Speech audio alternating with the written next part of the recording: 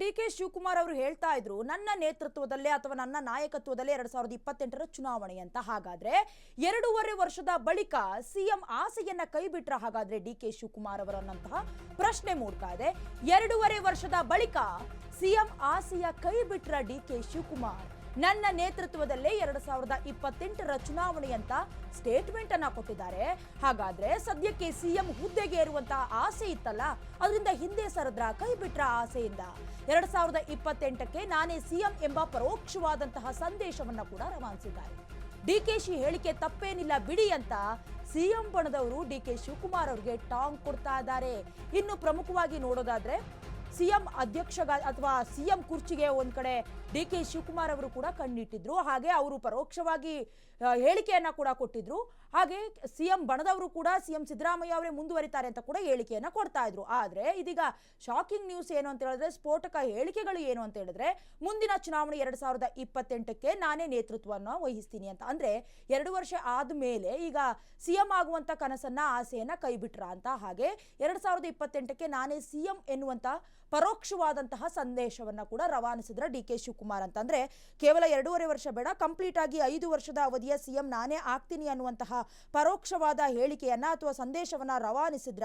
ಜೊತೆಗೆ ಡಿ.ಕೆ. ಶಿವಕುಮಾರ್ ಅವರ ಈ ಹೇಳಿಕೆಗೆ ಸಿಎಂ ಬಣದವರು ಕೂಡ ಸರಿಯಾಗಿ ಹೇಳಿದಾರಲ್ಲ, ಏನ್ ತಪ್ಪಿದೆ ಅಂತ ಟಾಂಗ್ ಕೊಡ್ತಾ ಇದ್ದಾರೆ. ಒಟ್ಟಾರೆಯಾಗಿ ಏನಾಗತ್ತೆ ನೋಡ್ಬೇಕು.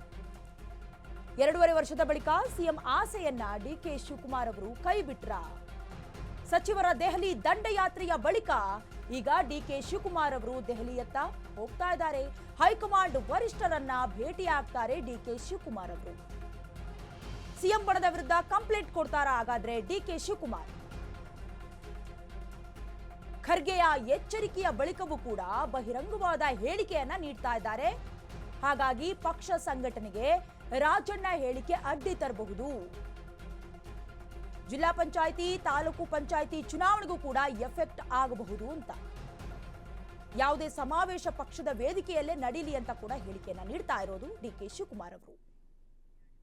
ಅಲ್ಲ, ಅವ್ರ ಹೇಳಿಕೆಯಲ್ಲಿ ತಪ್ಪೇನಿದೆ ಅಂತ ನಾನು ಹೇಳಿದ್ನಲ್ಲ ಇಲ್ಲೇ ನಿಂತ್ಕೊಂಡು. ಅವ್ರು ಹೇಳಿಕೆ ಕೊಟ್ಟಿದ್ದಾರೆ, ಹೇಳಿಕೆನಲ್ಲಿ ಏನು ತಪ್ಪಿಲ್ಲ. ಅದೆಲ್ಲ ಹೈಕಮಾಂಡಿಗೆ ಬಿಡುವಂಥದ್ದು. ಹೈಕಮಾಂಡು ಮತ್ತು ಅಧ್ಯಕ್ಷರ ಮಧ್ಯದಲ್ಲಿ ನಾವು ಪ್ರವೇಶ ಮಾಡೋದಿಲ್ಲ. ಅವ್ರಿಗೆ ಬಿಟ್ಟಿದ್ದು, ಹೈಕಮಾಂಡಿಗೆ ಬಿಟ್ಟಿದ್ದು. ಅಲ್ಲ, ಅವ್ರ ಹೇಳಿಕೆಯಲ್ಲಿ ತಪ್ಪೇನಿದೆ ಅಂತ ನಾನು ಹೇಳಿದ್ನಲ್ಲ ಇಲ್ಲೇ ನಿಂತ್ಕೊಂಡು.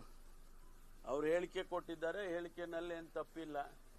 ಅದೆಲ್ಲ ಹೈಕಮಾಂಡಿಗೆ ಬಿಡುವಂಥದ್ದು. ಹೈಕಮಾಂಡು ಮತ್ತು ಅಧ್ಯಕ್ಷರ ಮಧ್ಯದಲ್ಲಿ ನಾವು ಪ್ರವೇಶ ಮಾಡೋದಿಲ್ಲ. ಅವ್ರಿಗೆ ಬಿಟ್ಟಿದ್ದು, ಹೈಕಮಾಂಡಿಗೆ ಬಿಟ್ಟಿದ್ದು. ಅಲ್ಲ, ಅವ್ರ ಹೇಳಿಕೆಯಲ್ಲಿ ತಪ್ಪೇನಿದೆ ಅಂತ ನಾನು ಹೇಳಿದ್ನಲ್ಲ ಇಲ್ಲೇ ನಿಂತ್ಕೊಂಡು. ಅವ್ರು ಹೇಳಿಕೆ ಕೊಟ್ಟಿದ್ದಾರೆ, ಹೇಳಿಕೆ ನೀವು ಕೂಡ ಕೇಳಿಸ್ಕೊಳ್ತಾ ಇದ್ರಿ.